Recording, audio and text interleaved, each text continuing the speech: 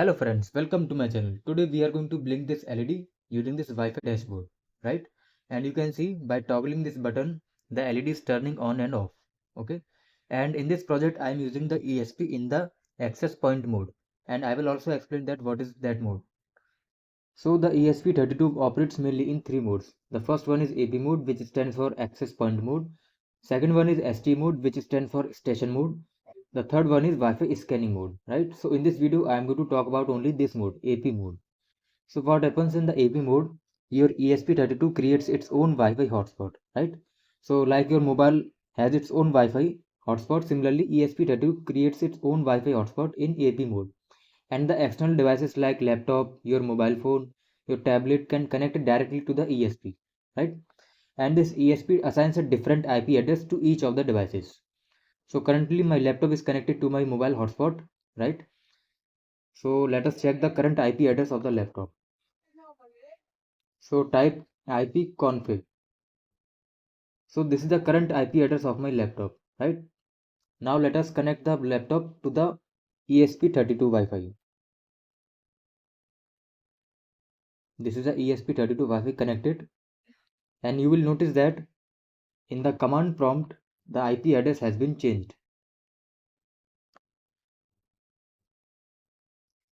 right? The current IP address of the laptop is now this one, which is assigned by the ESP to the laptop.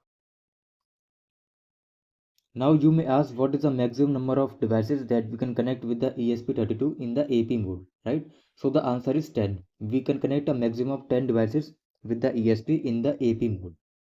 Now we are going to see that how we can control this LED using a Wi-Fi dashboard. So for that you need to go to Tools menu, search for ESP32 model number that you have. I have ESP32 dev module. Then go to Files menu, then Examples, and scroll down to search for Wi-Fi and click on this Wi-Fi access point. A new window will open that contains the code that we will upload in our ESP32. So this code has an IP address. So the web page that we are going to see is being hosted on this IP address. Okay, 192.168.4.1. And this IP has two endpoints, capital H and capital L. So capital H is used when we will turn on the LED. That means we will write high signal on the LED. And capital L will be used when we will turn off the LED. That means we will write low signal on the LED. And I am connecting the LED to the GPIO number 12. Okay. And these are the Wi-Fi credentials of the ESP32. And you can change these credentials, like I am going to change this to ESP32 Wi-Fi. And you can also change the password like 1234567 8. And this is the port number on which the Wi-Fi web page will be hosted, right?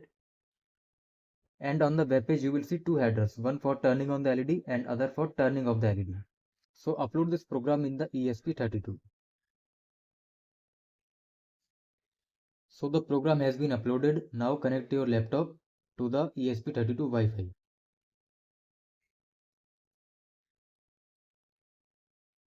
and enter this password 1234567 8 here.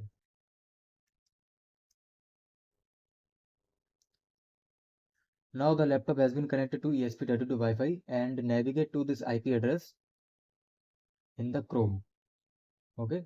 So here you will see click here to turn on the LED and click here to turn off the LED. Now click on this and you will see that the LED is turned off, and click here to turn on the LED, and you can notice that the ESP32 Wi-Fi page is working fine. So this is the web page for the example code. Now after that I will show you that how you can build your custom UI web page to control this LED. Now this is the code for the web page UI that I have shown you in the starting of the video, right?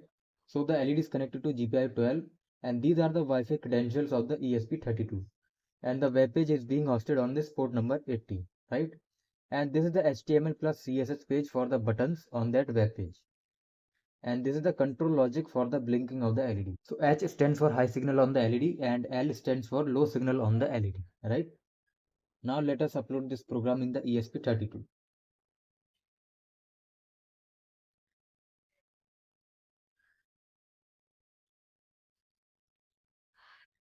Now connect the laptop to the ESP32 Wi-Fi